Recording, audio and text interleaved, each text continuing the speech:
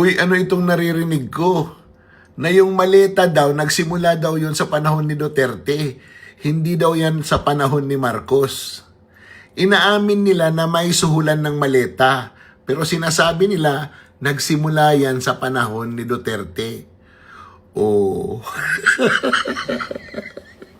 bakit hindi lumabas yung kwento na yan sa panahon ni Duterte? Dahil, bigyan nyo kasi ng rason.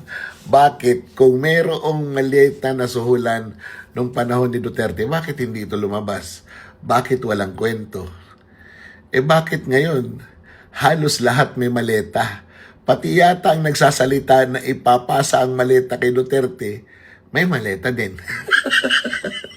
Ewan ko sa inyo, basta may problema kay Duterte. Paano itong increase ng diesel, ng gasolina?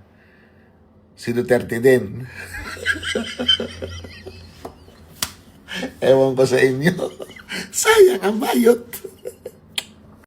Paano mapapanagot yung mga nagnakaw sa pera ng bayan kung ang ombudsman ay may sariling istorya kung paano ito nangyari? Hindi dahil sa kanyang hawak na mga ebidensya na kanyang ifa-file sa Sandigan Bayan, kung hindi dahil sa kwento na alam niya. Ano na nangyari sa atin? Sa paghahangad nyo na matabunan at hindi madamay ang mga Marcos sa nakawang ito, nagmumukuhan na tayong mga kengkoy. At sasabihin ng Blue Ribbon Committee Chairman na ayaw niya ng circus. Ayaw mo ng circus, pero ano na ba ang nangyayari ngayon? Parang circus na ang nangyayari. At higit sa lahat, nasaan na yung ICI na binuo ng Pangulo para imbestigahan yung mga katiwaliang ito? Sino na ang kikilos para sa taong bayan?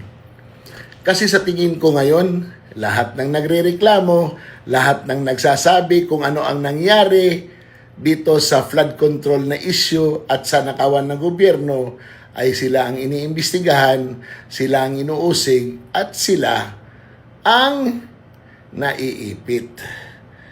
So, paano natin makukuha ang katotohanan kung ang kalaban natin mismo ay ang gobyerno na nagsabing, mahiya naman kayo, at nagsabing, magsumbong kayo at iimbestigahan ko?